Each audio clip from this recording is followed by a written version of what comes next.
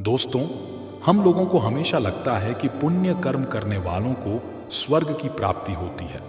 स्वर्ग जाने का असली हकदार कौन है और वह कौन सा पाप है जिसे करने वाले मनुष्य को नरक जाने से कोई नहीं रोक सकता। आज एक प्राचीन कहानी के माध्यम से हम आपको बताने का प्रयास करेंगे कि पूजा पाठ, दान धर्म, जप तप आदि प्रकार के लाखों पुण्य के काम करने के बाद भी कुछ मनुष्य नरक में ही क्यों जाते हैं, तथा अत्यधिक घोर पाप करने पर भी कुछ मनुष्य को स्वर्ग की प्राप्ति किस पुण्य के कारण मिलती है। ऐसा वह कौन सा पुण्य है जो मनुष्य के लाखों पापों का नाश करता है, और ऐसा वह कौन सा पाप है जो उसके पुण्यों को नष्ट कर डालता है। तो चलिए दोस्तों, बिना देरी किए शुरू करते हैं। नमस्कार दोस्तों, बोधि थिंक्स बाय यूट्यूब चैनल में आपका दिल से स्वागत है। एक समय की बात है, एक गांव में एक आदमी रहता था। उसे हर समय चिंता सताती रहती कि उसने अपने जीवन में कौन से बुरे कर्म किए होंगे जो इतना कष्ट भुगतना पड़ रहा है। वह अपनी रोजमर्रा जीवन से परेशान हो गया था। एक दिन दुखी होकर एक पेड़ के नीचे बैठा था। तभी उसका एक मित्र वहां आता है और उससे उसकी उदासी का कारण पूछता है, तो वह अपने मित्र से सब कह सुनाता है।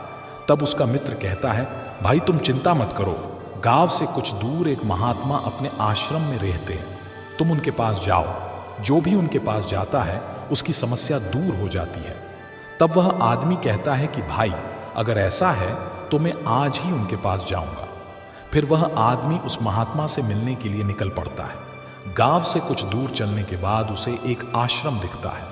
वह आश्रम में जाकर महात्मा को प्रणाम करता है और अपनी समस्या उन्हें बताता है, देवर्षि महाराज, कुछ मनुष्य पाप करने पर भी स्वर्ग में क्यों जाते हैं और कुछ मनुष्य को पुण्य करने के बावजूद भी नरक में क्यों जाना पड़ता है। ऐसा वह कौन सा पाप है जो सभी पुण्यों को नष्ट कर डालता है, और वह कौन सा पुण्य है जो समस्त पापों को भस्म कर डालता है।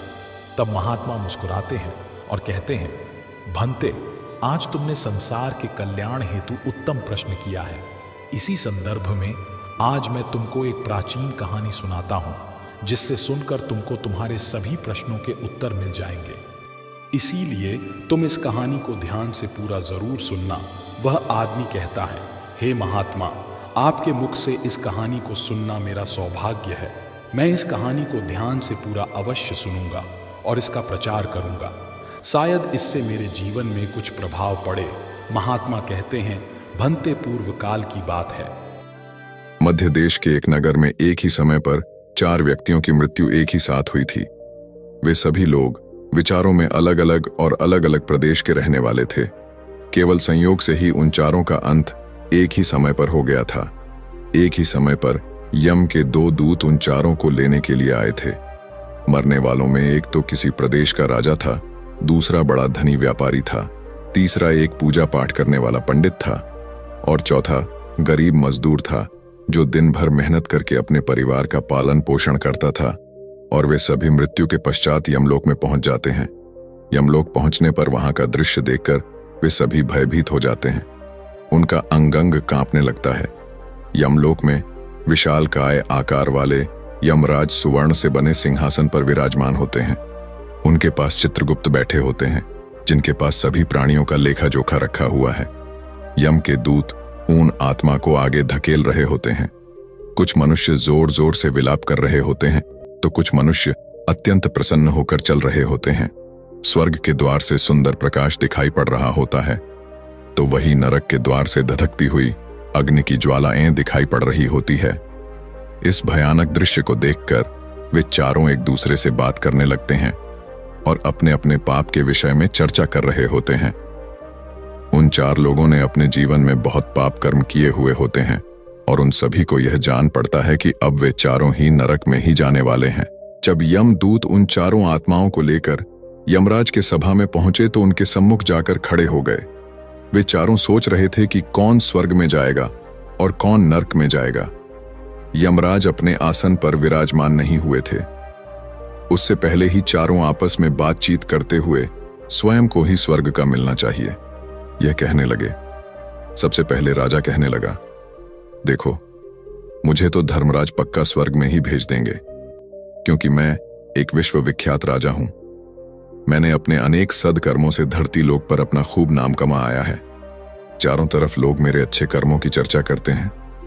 कभी भी कोई मेरे द्वार से खाली हाथ नहीं गया। जो भी आया मैंने उसे इतना दिया कि वह जीवन भर मेरा नाम नहीं भूल पाया है।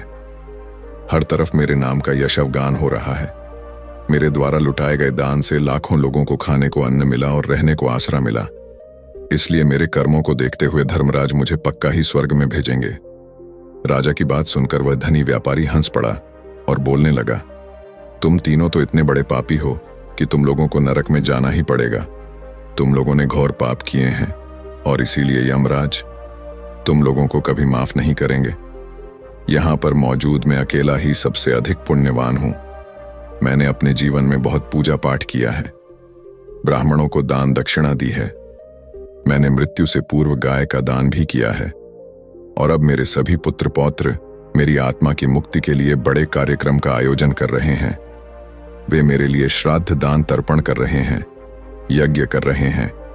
इसीलिए मैं सबसे अधिक पुण्यवान हूं। मेरी 2 पत्नियां और 5 पुत्र हैं। इतने लोग मेरी मुक्ति के लिए उपाय कर रहे हैं। और हां, मैंने अपने जीवन में कभी कोई पाप नहीं किया है और जाने अनजाने में किए भी होंगे तो मेरे पुत्रों के श्राद्ध आदि के कार्यों द्वारा मेरे पाप भी नष्ट हो जाएंगे। मैं नित्य देव पूजा करता था, मंदिर जाता था, द्वार पर आए अतिथियों को भोजन कराता था। इसीलिए मुझे पूरा विश्वास है कि यमराज मुझे नरक में नहीं डालेंगे और मुझे मोक्ष की प्राप्ति निश्चित ही होगी। धनी व्यापारी की बात सुनते ही पंडित जी कहने लगे, अरे भाई, क्यों फिजूल की बातें कर रहे हो? स्वर्ग में जाना कोई आसान काम नहीं है। स्वर्ग में जाने के लिए दान के साथ साथ पूजा पाठ करना पड़ता है। इसीलिए स्वर्ग में प्रस्थान तो मैं ही करूंगा, क्योंकि मैंने भगवान का खूब पूजा पाठ किया है। पूरा जीवन मेरा पूजा आराधना में बीता है। मेरे शुभ कर्मों के कारण मेरे लिए ही धर्मराज स्वर्ग का दरवाजा खोलेंगे, यह बात मैं अच्छी तरह से जानता हूं। जब इस प्रकार तीनों ने अपनी अपनी बातें की और अपने अपने विचार रखें, फिर वह तीनों लोग उस चौथे व्यक्ति मजदूर की ओर की देखते हैं कि अब यह क्या कहता है। क्या इसने भी कोई अच्छा काम किया है या नहीं, या फिर इसका पूरा जीवन मजदूरी करते हुए दूसरों के अधीन रहकर ही बिता है। दूर उन सब की बातों को चुपचाप नीचे नजरें झुकाए खड़ा सुनता रहा और वे तीनों बड़े गर्व से अपनी प्रशंसा में झूठे थे। तभी धर्मराज अपने साथी चित्रगुप्त के साथ दरबार में हाजिर होते हैं। चित्रगुप्त के हाथों में एक मोटी सी किताब थी जिसमें समस्त प्राणियों के कर्मों का लेखा जोखा लिखा था। धर्मराज अपने आसन पर विराजमान होते हैं। उसके बाद चित्रगुप्त ने राजा को अपने पास बुलाया और उससे पूछने लगे कि तुम बताओ, तुम तो धरती पर बड़े ही विख्यात राजा थे। तुमने अपने जीवन में कौन कौन से शुभ कर्म किए हैं तथा कितने लोगों को दुख दिया है, कितने लोगों का भला किया है। मैं अपनी पुस्तक में देखकर यह फैसला करूंगा कि आप स्वर्ग में जाने के अधिकारी हैं या नहीं। तब बड़े गर्व के साथ राजा अपने कर्मों को बताता है। हे मुनिवर, मैं एक बहुत बड़े राज्य का स्वामी था। मेरा राज्य बड़ा ही समृद्ध और खुशहाल था। मेरे राज्य में दिनहीन गरीब लोग बहुत ही कम थे। सब मेरी छत्र छाया में बड़े आनंद के साथ जीवन यापन कर रहे थे। मैंने अपने राज्य के लोगों को किसी चीज की कमी नहीं होने दी। मेरे यहाँ हर भूखे को भोजन मिलता था। लाखों की धन मोहर उन्हें रोज दान में दी जाती थी। प्रजा के लोग मुझसे बहुत खुश रहते थे। दिन रात में यही मेरे जीवन के अच्छे कर्म हैं। राजा की बात सुनकर चित्रगुप्त ने अपनी पुस्तक उठाई और उसमें देखने लगे। पुस्तक में देखकर उन्होंने राजा को बताया कि तुम जो कह रहे हो वह बिल्कुल सत्य है। तुमने अपनी प्रजा को बहुत सुख दिया है, परंतु इसके साथ साथ तुमने बहुत बड़ा अपराध भी किया है। तुमने अपनी राज्य की सीमा को बढ़ाने के लिए जितने युद्ध लड़े हैं, उन युद्धों में हजारों लाखों की संख्या में सैनिकों ने अपनी जान गंवाई है। उन सब की मृत्यु का कारण तुम बने हो। उनके परिवारों को, उनके बच्चों को अनाथ करने वाले तुम हो। उनके स्त्रियों को विधवा बनाने वाले भी तुम हो। उनकी मां की गोद भी सुनी करने वाले तुम हो। तुमने अपने ही सैनिकों के हजारों परिवारों को हमेशा दुख दिया है। युद्ध लड़कर राज्य बढ़ाने से अच्छा था कि तुम अपने पड़ोसी देशों से मित्रता करके उनके साथ व्यापार बढ़ाते। आपका राज्य तब भी समृद्ध और संपन्न रहता। तुमने अपनी प्रजा को नहीं सैनिकों को सुखी बनाया है, इसलिए तुम स्वर्ग के अधिकारी नहीं हो। यह बात सुनकर राजा चुपचाप पीछे हो गया।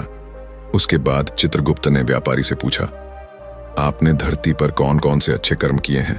तब व्यापारी कहता है, हे भगवान, मैंने धरती पर जितना धन कमाया उसका आधा भाग अच्छे कामों में लगाया। लाखों लोगों को भोजन कराया, कई आश्रमों को दान दिया है, कई बेघर लोगों को अपने धन से भर दिया है, कई शहरों में मंदिरों का निर्माण कराया है, कई जगह पर धर्मशालाएं बनवाई हैं, प्रत्येक तीर्थ में भंडारे करवाए हैं। यही मेरे जीवन के अच्छे कर्म हैं। व्यापारी की बात सुनने के बाद चित्रगुप्त ने अपनी पुस्तक खोली, जिसमें उसके जीवन के सारे अच्छे बुरे कर्म लिखे हुए थे। फिर यमराज कहते हैं, अरे दुष्ट, तूने जो पाप किया है वह तो उन चारों के पापों के सामने कुछ भी नहीं है। तेरे एक पाप के कारण तेरा सारा पुण्य फल नष्ट हो गया है। यदि तूने यह पाप नहीं किया होता तो तू स्वर्ग में जा सकता था, लेकिन तूने यह पाप जानबूझकर किया है, इसीलिए तुझे नरक में अवश्य जाना पड़ेगा। इतना सुनकर वह धनी व्यापारी बोलता है, हे धर्मराज, इन चारों ने जो भी पुण्य किए हैं वह तो मैंने भी किए हैं, बल्कि उनसे ज्यादा किए हैं। फिर भी मैंने ऐसा कौन सा पाप किया है जो मुझे नरक में भेजा जा रहा है? यमराज कहते हैं, हे दुष्ट, याद कर, तूने उस अबला विधवा नारी पर गलत लांछन लगाया था कि उसने तेरे घर पर चोरी की है, और इसके साथ ही तूने उसके ऊपर कई अन्य गलत लांछन लगाए थे। उसे व्यभिचारिणी और वेश्या कहकर उसके चरित्र का हनन किया है, और राजा ने उसे सत्य समझकर उस अबला विधवा नारी को मृत्यु दंड दे दिया था। मनुष्य ब्रह्म हत्या, चोरी, मदिरापान आदि प्रकार के घोर पापों से भी प्रायश्चित करके मुक्त हो सकता है, किंतु दूसरों पर गलत लांछन लगाने पर कोई प्रायश्चित नहीं है जो दूसरों पर गलत आरोप करता है। सत्य जानकर भी दूसरों को झूठ कहकर उनके पर दोष डालता है, वह तो सबसे बड़ा पापी है। उसके द्वारा किए गए सभी पुण्य नष्ट हो जाते हैं। इसीलिए तूने जितने भी पुण्य किए हैं वे सभी उस एक पाप के कारण नष्ट हो गए। तुमने धरती पर जो दान धर्म किया है वह तुमने उस पैसे से किया है जिसको कमाने के लिए तुमने बहुत झूठ बोला है।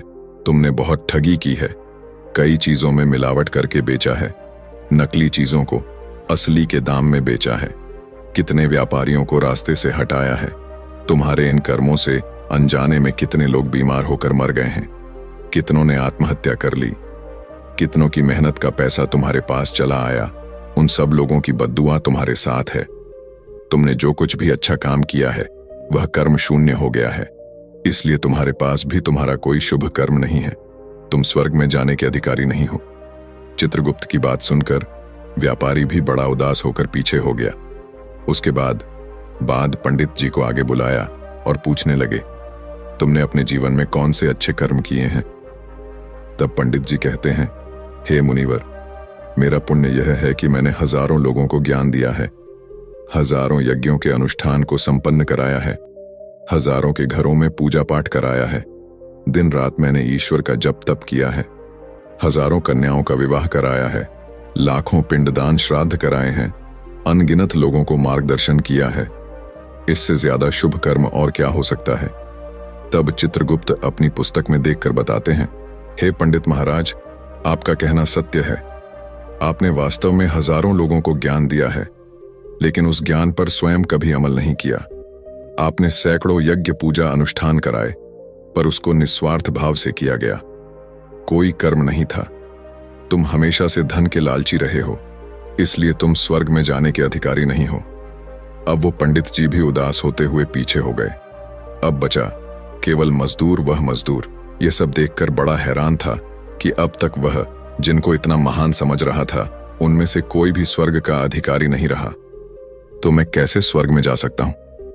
मुझे तो स्वर्ग की कल्पना भी नहीं करनी चाहिए, क्योंकि मैं तो कभी पूजा पाठ, जप तप या दान करने के लायक भी नहीं था। तो शुभ कर्म कहां से करता? मैं तो मेहनत मजदूरी करके सारे जीवन अपने परिवार का भरण पोषण करता रहा। वह मजदूर यह सब बातें सोच ही रहा था। इतने में ही चित्रगुप्त ने उसे भी आवा लगा दी और उससे पूछा, किंतु वह मजदूर तो पहले से ही कहने लगा, भगवान, मैंने धरती पर एक गरीब के घर में जन्म लिया था। दान हवन पूजा पाठ करने के मैं लायक ही नहीं था, तो मैं शुभ कर्म कहां से करता? मैं तो अपने परिवार का पालन पोषण बड़ी मुश्किल से कर लेता था। मैं जानता हूं भगवान कि मैं स्वर्ग में जाने का अधिकारी नहीं हूं। मैंने धरती पर भी नर्क भोगा है और आगे भी नर्क में ही जाने की हैसियत है। किंतु हे प्रभु, यहां पर भी मेरी एक इच्छा है। मैं स्वर्ग में तो नहीं जा पाऊंगा, लेकिन मैं एक बार स्वर्ग को अपनी आंखों को झपका कर देखना चाहता हूं।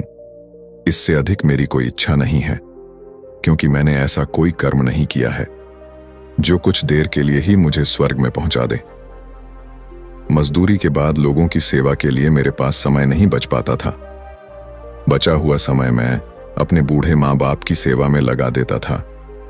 उनके लिए उन्हें खिलाता पिलाता, उनके वस्त्र बदलता, यही मेरी दिनचर्या थी। मुझे तो मंदिर में जाने का भी अवसर नहीं मिलता था।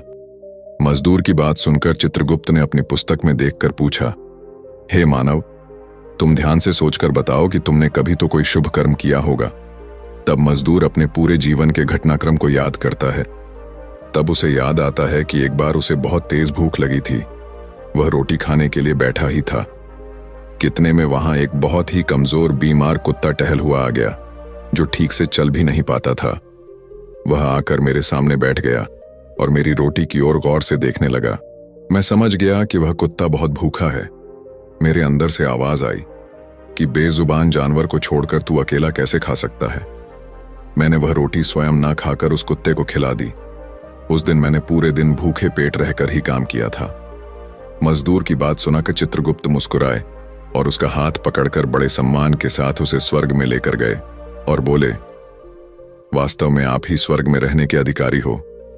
प्राणियों पर दया दिखाना ही सबसे बड़ा शुभ कर्म है। मनुष्य जो भी कर्म निस्वार्थ भाव से करता है, वास्तव में उसका ही उसे सबसे बड़ा पुण्य मिलता है।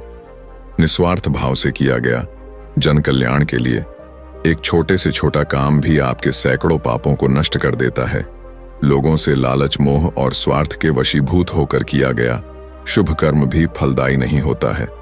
इसलिए ध्यान रहे, जीवन में अच्छे कर्म अच्छी भावना के साथ करना चाहिए। ऐसा नहीं होना चाहिए कि आपने किसी से धन छीनकर या चुराकर कर्म में लगा दिया हो।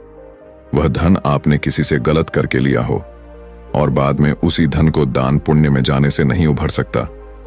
दोस्तों, स्वर्ग में वही व्यक्ति जाता है जिसने निष्काम निस्वार्थ भाव से प्राणियों की सेवा की हो। भले ही उसने जीवन में एक पैसा भी दान ना किया हो, पर वह जिस लायक था, अपनी सामर्थ्य के अनुसार उसने निस्वार्थ भाव से जो भी काम है वही उसकी मुक्ति का रास्ता तय करता है।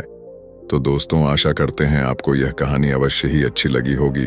तो दोस्तों, कैसी लगी आपको ये कहानी, आप हमें कमेंट सेक्शन में जरूर बताना, और अच्छी लगी हो तो इस चैनल को सब्सक्राइब जरूर कर लेना। तो चलिए मिलते हैं ऐसी ही कोई नई कहानी में। तब तक के लिए अपना ख्याल रखिए। धन्यवाद और नमो बुद्धाय।